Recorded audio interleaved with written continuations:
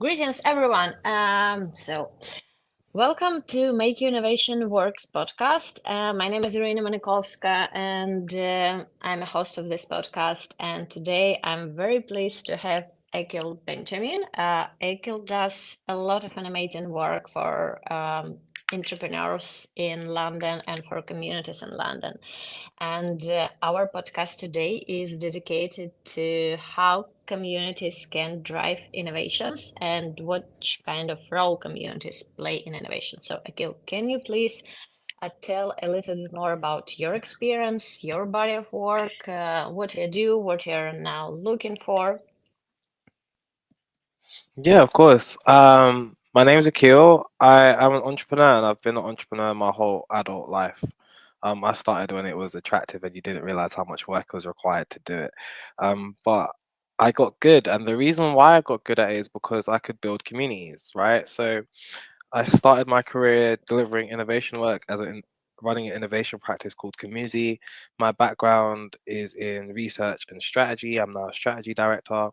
And the reality of my work happened from if you could engage an audience and if you could serve them with something that they found valuable, something that they needed, you're always going to get traction, you're always going to grow, you're always going to be able to deliver on whatever objective you wanted, be that customer growth, be that revenue, be that engaging new audiences, be that addressing a new market segment, all of those things. And I built a practice with it and I built a process for it and I repeated it time and time again. And across the years, that matured into me focusing on my niche, right? So my niche is working with entrepreneurs.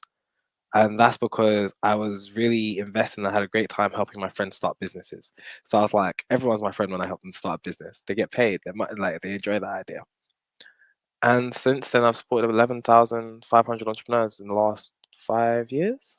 I think yeah, in the last 5 years I've supported about 11,500 entrepreneurs, and that's because I partnered with organizations to do that. So MNC Saatchi and Morgan Stanley and Somerset House and all of these people who are invested in making change and invested in supporting communities to do so and understanding that they might not be in the right place to do it even though they have the ambition to.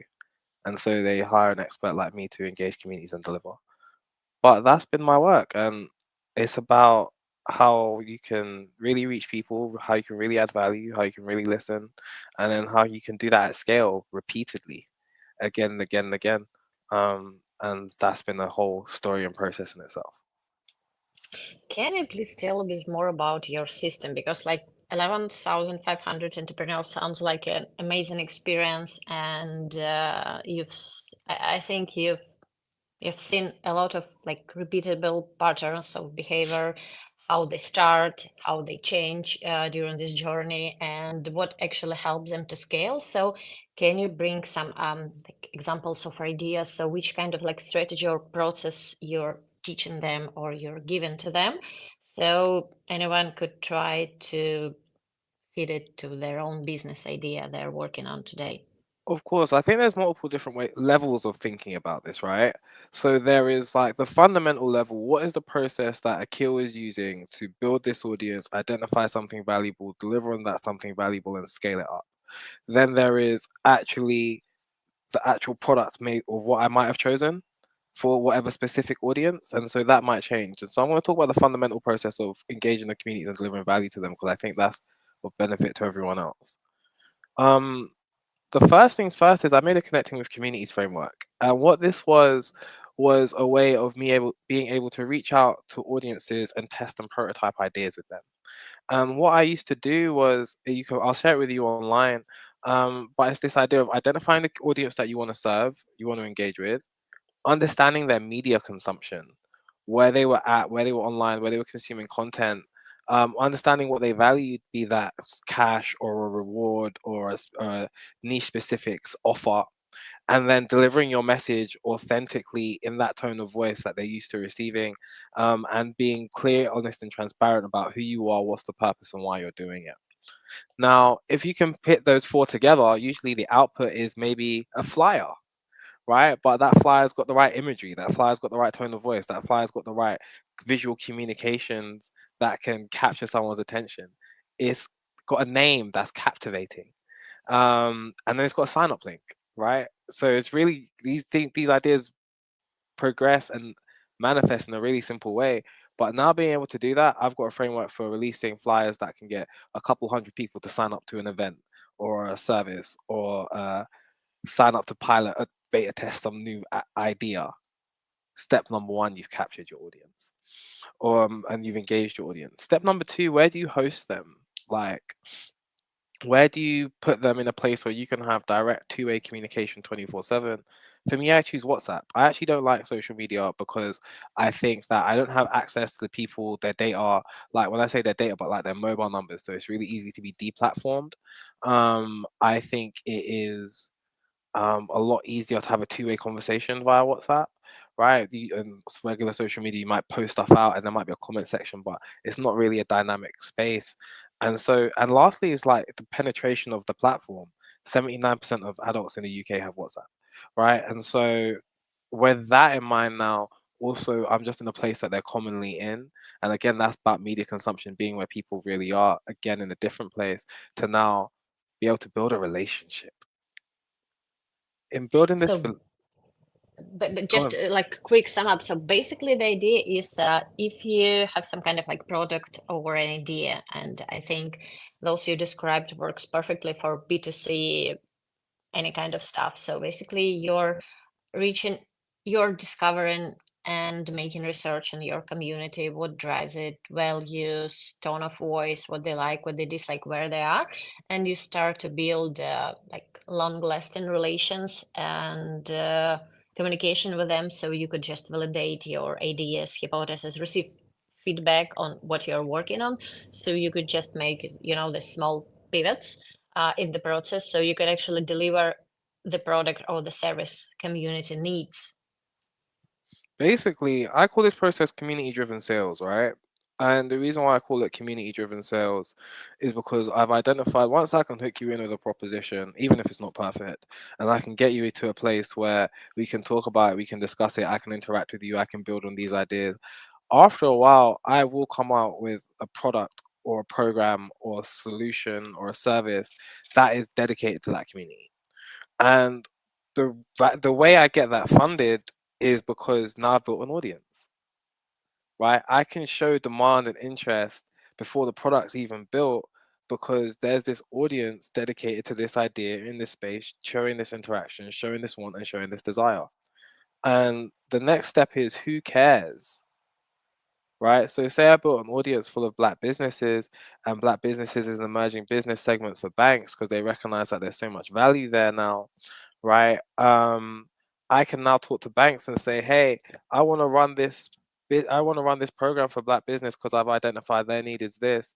And your value that you're going to get out of that is the fact that you're going to have an authentic, deep relationship, you're going to have authentic space, authentic exclusive space, that's the best words, authentic exclusive space where you get to build trust with this audience, demonstrate value, and subsequently convert them to be customers, right? And so that who cares point now gives this community some resources, some fuel, and I'm just holding space for them to get what they need. And I can repeat that process again and again and again, which just starts with collecting audience, hosting them somewhere to really listen to them and their needs, and growing out that space and inviting more people into a critical mass, and inviting external organizations, B2B partners, people that are interested, people that care, to come and fund, sponsor, and come and fund and sponsor those experiences so that community can benefit and they get the back, or on the back of that, it's a marketing strategy for them to get customers, for them to grow their audience, for them to grow their reach, for them to reach new segments. And if there is a company, product, entrepreneur idea, and they want to start to work with a new community, they don't have precise experience, so they already test their idea product on different communities. What would be the best way to understand what are community drivers for this precise community? You don't have experience with it, but you feel like there could be some kind of, synergy or potential here. So I guess I think about drivers in maybe like three ways. The first way is, can I get them to join something? I think about drivers as commitments, right? So if I had a pool of um I've had a room full of people and they're all from different spaces, but there's a group of people that have there's a few different mindsets present. This is how I think about it. Which group of people can I get to do stuff? Right? So if I put out an advert that everyone could see, which group of people would sign up? Or which different groups of people would sign up?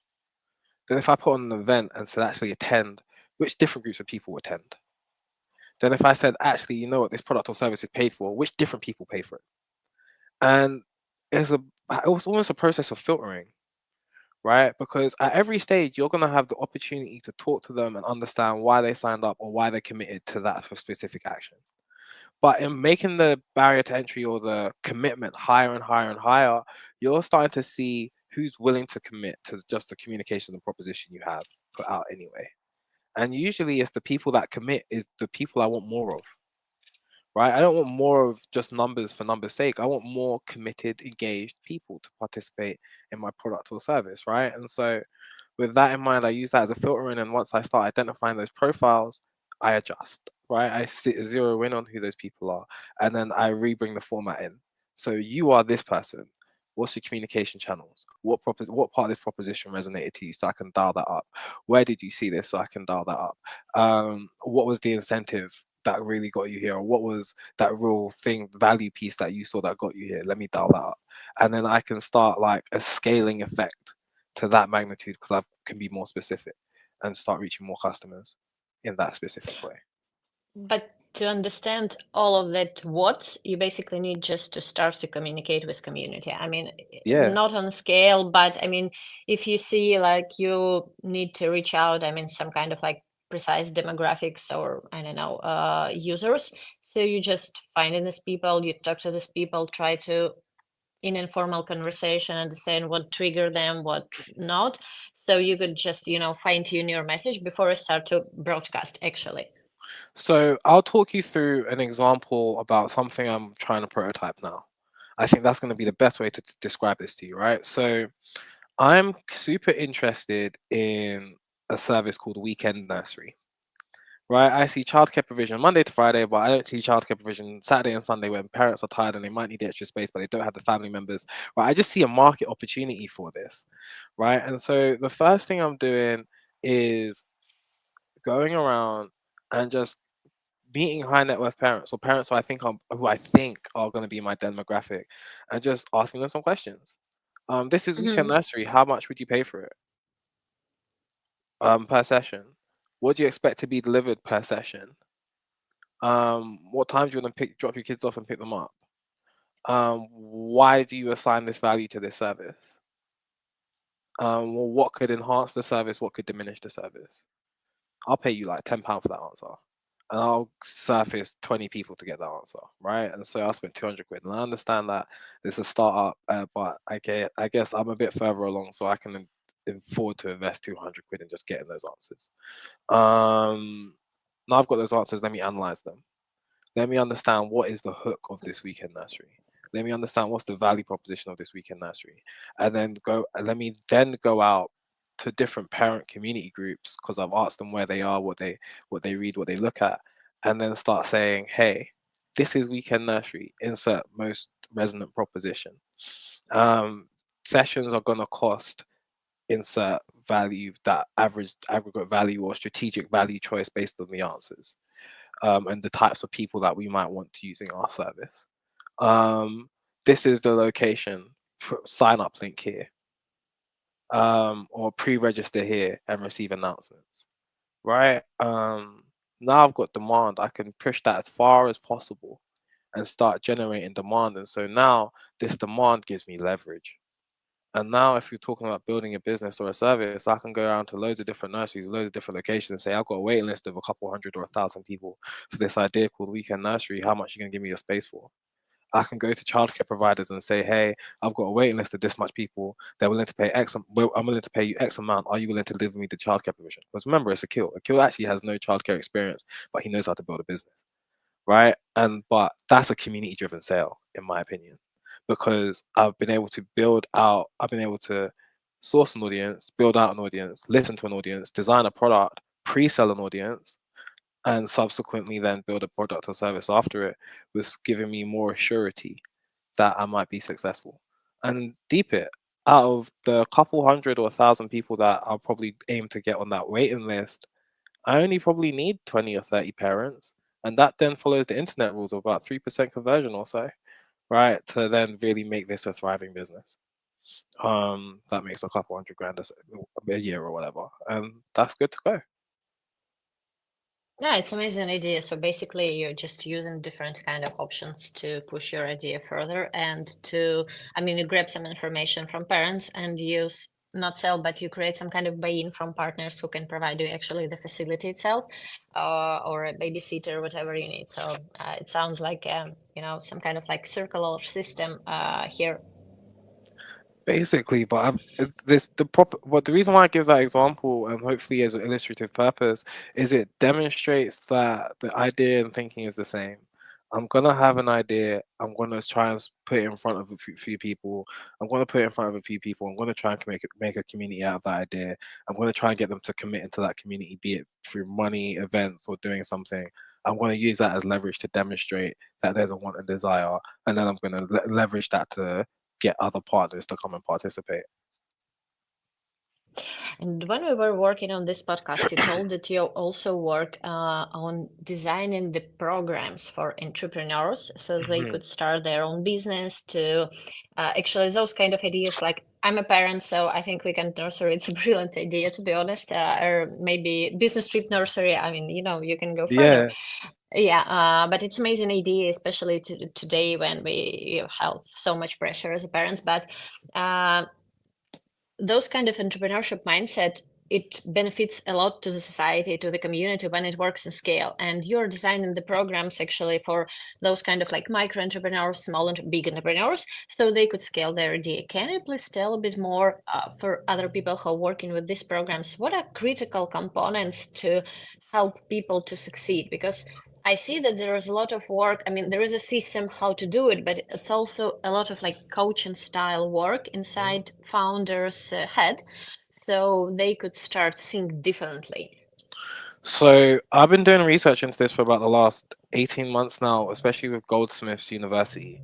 And that's because the accelerator format is about 20 years old and really designed for white men. So we decided to be ask ourselves, what does this program look like if you were going to be a female founder and what you might need? And so a lot of the lessons I'm going to share with you come from that and running the Black Business Residency at Somerset House.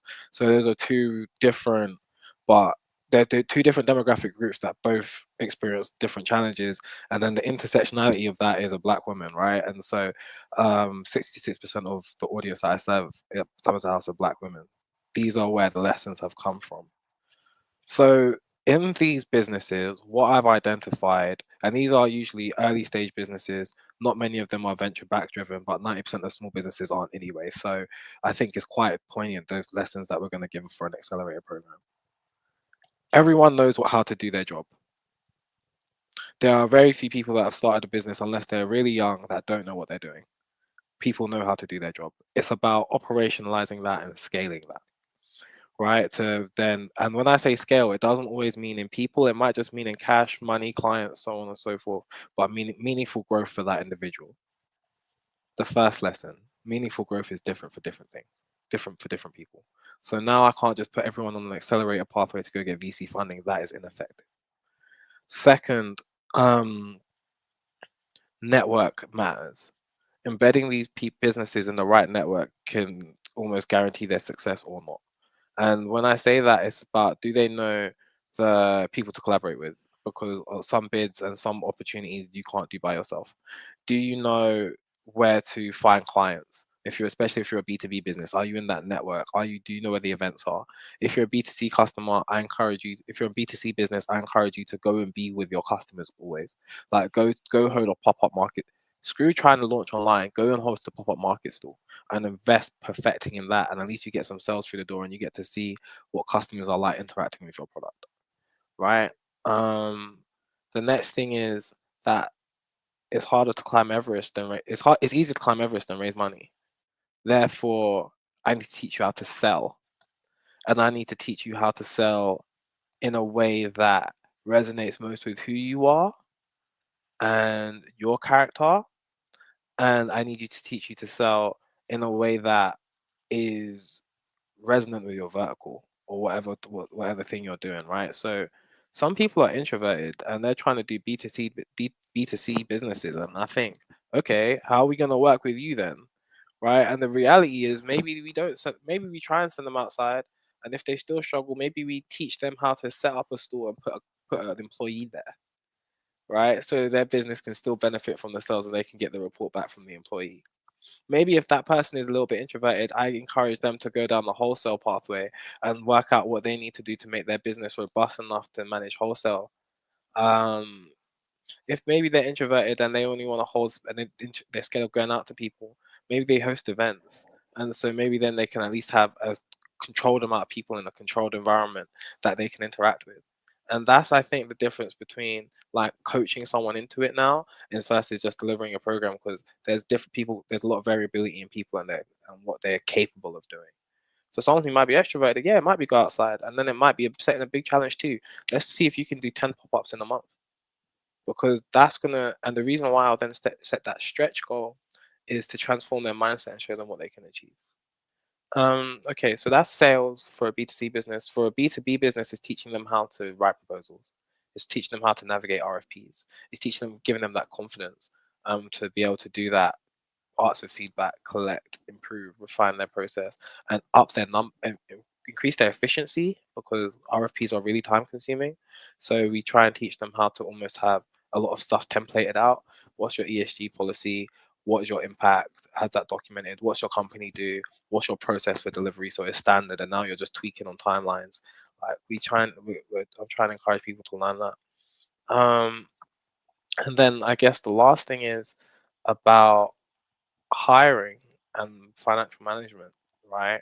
I've taught you how to build out that top of that funnel, which would usually save you for everything.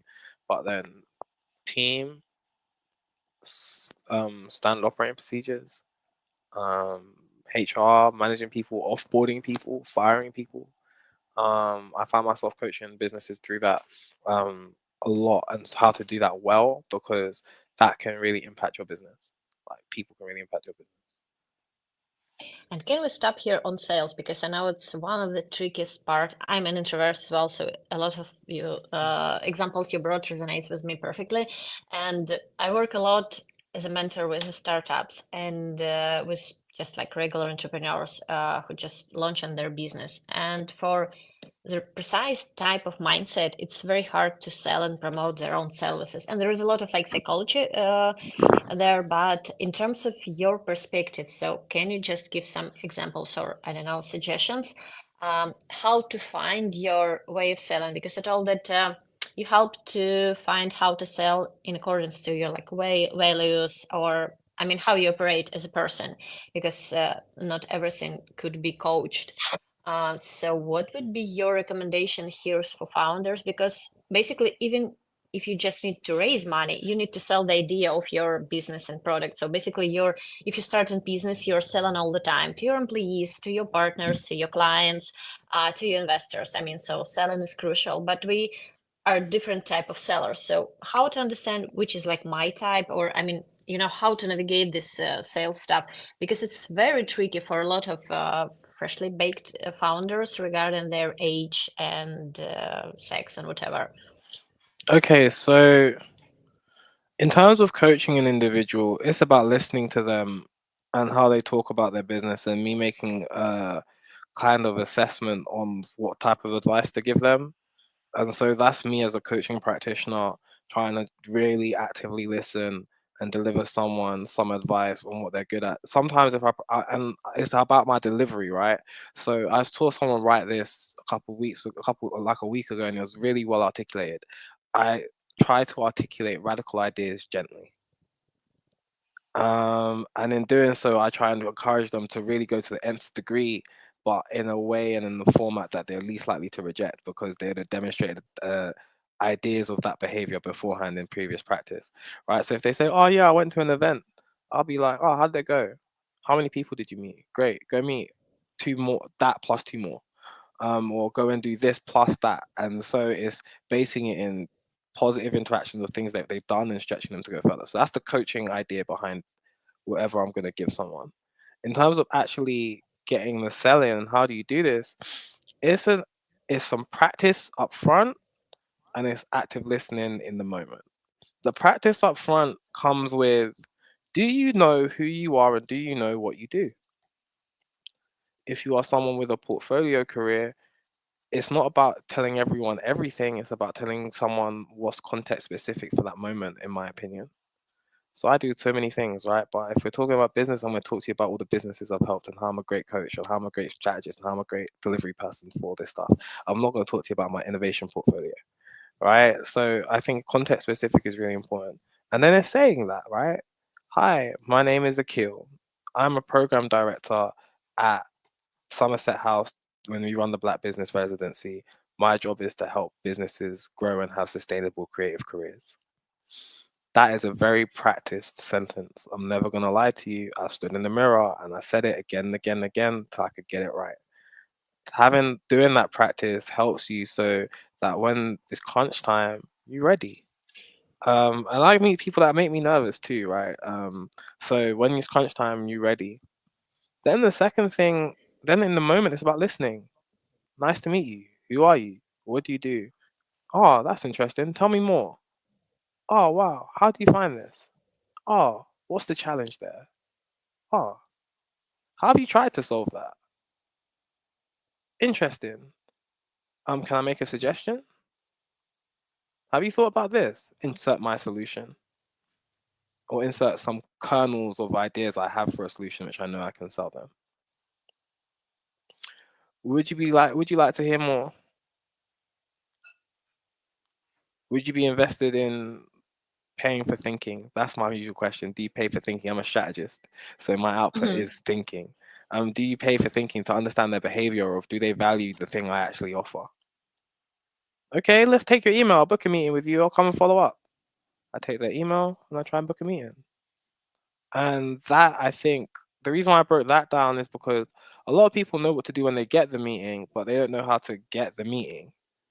Mhm. And usually that process gives me an opportunity to get the meeting. And if that person isn't the person I want them to, that I want to speak to, or they aren't my mark or my target audience or customer, and we're in a networking event or in a room or in a space, my follow-up question is, I don't leave empty-handed. I don't leave anywhere empty-handed, right? So my thing is about, who should I speak to next?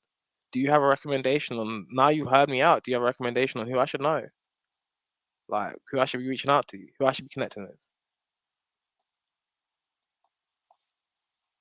That's I think that process works well for an introvert or extrovert because it puts active listening at the center, and then it puts you in a position to really offer some value into saying stuff instead of just spouting things to people hoping that it sticks.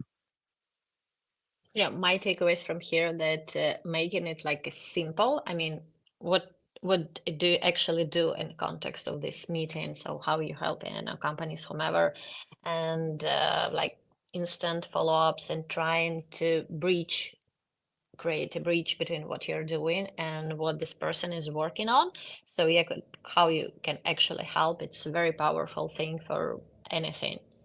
And as we're like almost running out of our time, so one last like killing advice from your side. So I know that you're constantly work. You have a growth mindset basically. So you're constantly working on how to make things better than they were, more efficient, and you're working a lot on programs. So what is your innovation driver? What is your like passion driver to innovate, to act differently, to help other people to grow? Oh, you're muted. So the intrinsic driver for me personally, hate to say it, is survival, right? And it's really like necessity breeds innovation, or necessity drives growth. I've done this job for a really long time independently, and so to stay independent, you have to come with something new, right? There's a very few people I know that have a perennial product that sells great forever. But what I do know is people that have identified their core skill set and they repackage that again and again and again, offering, changing and moving with the times, but keeping to stay relevant. And so, for someone who delivers a service agency based something, it's about, what can I put out into the world that demonstrates my thinking, that shows my skill set, that keeps me relevant. An example of that is Entrepreneurs Therapy Club. I am tired. I'm going through our own personal thing. I recognize that there's no one fulfilling this need. I've got the resources to put something together. Let me try it. Let me put it out into the world. And now you get to host a session at Apple in Covent Garden in next week Thursday, right? So there's that of trying to stay alive, but that level of necessity drives the innovation. There's the second thing of me experiencing struggle and just thinking about, okay, who else is experiencing this, and how can I package and sell a solution to meet the need? Um, and that's what I've done many times and times again. A lot of the things you see me doing is because I've had some sort of personal experience and turned around and said, you know what, that's scalable. To run incubate and accelerate programs. One person was given the mentorship and guidance and care in workspace, and I was like, hold on, wait, that's giving me great outcomes. I can do that for loads of other people. That's scalable. Um, People's mental health and well-being. Everyone's going through it in some way, shape, or form. Outside is crazy. That's scalable. 90% of people don't raise money, but yet still the news is only glorifying venture capital. That don't make no sense. All right. But let's focus on the largest surface area of Lux, the 90% of people. How do they survive? Well, they make sales. Okay, that's scalable. Um, and thinking about stuff like that in that particular way gives me an opportunity to come and present freshly. And then this delivery, right? I think what I've learned from customers and clients is that the authenticity under which I deliver, with the care and thought through and process, is different from everyone else, and it's distinctive, and they buy into that. So basically, if you have your like personal struggle, you're looking for ways how to amplify the solution you may have. Yeah, So it won't benefit not only for you personally, but it also can benefit for other people, business and whatever, and you can receive some kind of like benefit out of it, vice versa, if you're running a business. I mean, so yeah. yeah, I think Usually you make a it's sale. growth mindset, yeah. Usually you make a sale every time. I found if you serve the best lesson I'll leave everyone with is if you serve your community, you'll never go hungry. Like I think that's the best way to articulate it. If you serve your community, you will never go hungry. Um, Yeah, and there are different types of serving, how you can actually serve. So I think anyone can find some kind of very valuable takeaway from this motto. Definitely. All right, I think that's my lessons given. Thank you for having me here. I really do appreciate it. Well, thank you so much for joining me. It was very inspirational podcast for me. I have never think about this, community-driven sales, but it's pretty crucial, especially for small business. And I think everyone who's doing small business or any kind of B2C business can have a lot of valuable pieces of advices from our podcast. So thank you so much for joining me. And thanks everyone who were joining us live or going to watch us later. And see you in upcoming episodes. See you soon. Thank you, Iryna. Bye.